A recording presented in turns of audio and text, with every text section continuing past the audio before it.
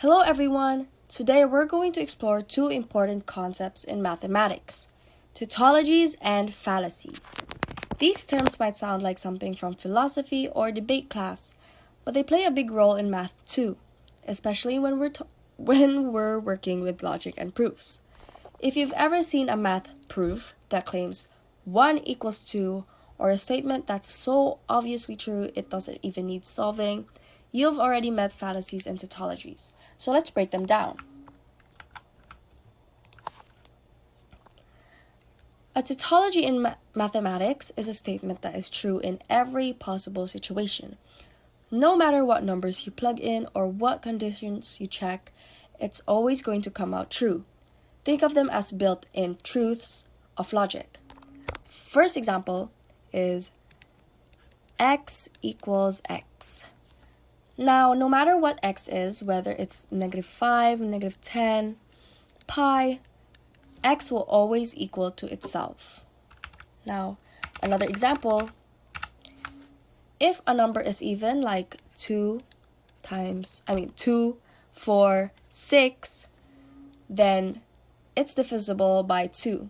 This is true by definition. Our last example is it will either rain tomorrow or it won't. In logic, we write this as P or not P. It's always true because it covers all possibilities. Now, tautologies are very useful in logic proofs. They help us confirm that an argument is valid. However, there's a catch. If all you say is a tautology, you haven't actually proven anything new. You've just restated what's already true. For example, if I try to prove that 2 is even by saying 2 is even because it is even, I haven't given you any reason. I've just repeated the claim.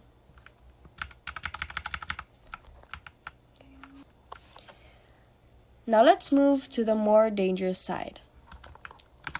Fallacies. A mathematical fallacy is an argument that looks correct at first, but actually has a logical error somewhere in the steps.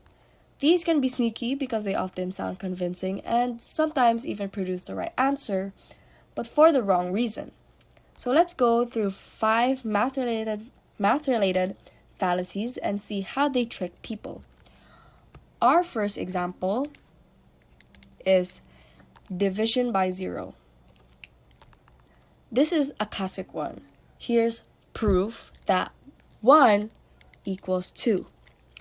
We'll start with A equals B, then multiply both sides by A. So A to the power of 2 equals AB. Then we'll subtract both sides with B to the power of 2. So A to the power of 2 minus B to the power of 2 equals AB minus B to the power of 2. Then we'll factor both sides. So A minus B, A plus B equals B times A minus B. Now, next step is we'll cancel A minus B, which is A plus B equals B. Now, since A equals B, we'll replace A with B. So, it would be B plus B.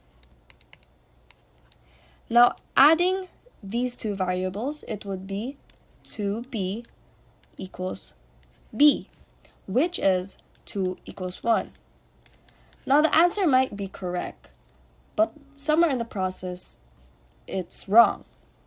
So, where's the mistake? The mistake is when we canceled A minus B.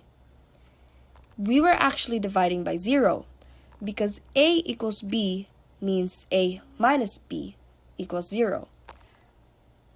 And division by 0 is undefined. So,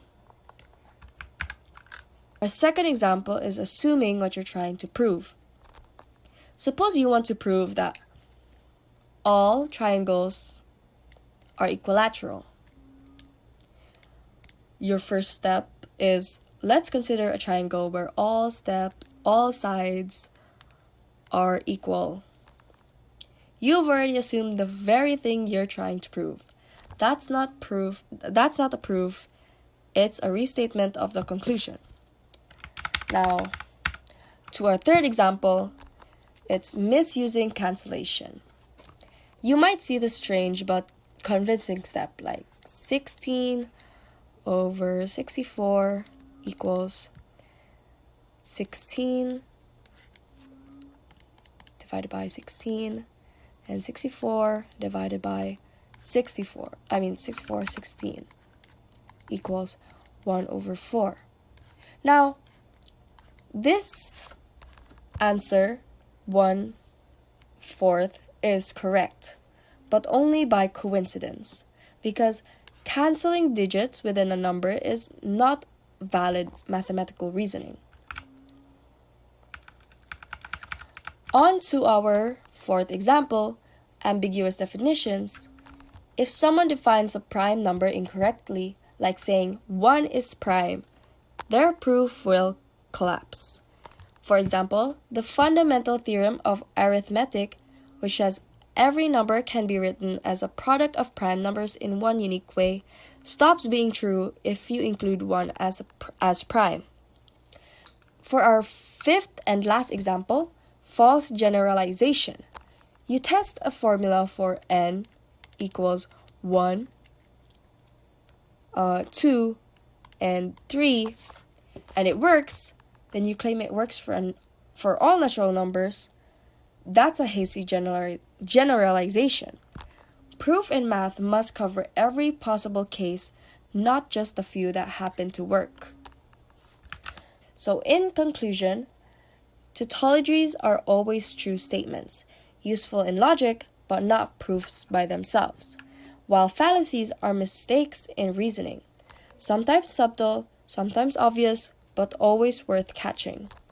Understanding both helps you build stronger arguments and spot flawed reasoning in others. Next time you see a surprising proof that breaks math, don't just take it at face value. Check the steps, because in mathematics, every step matters. Thanks for listening, and remember, good math isn't just about getting an answer, it's about getting it the right way.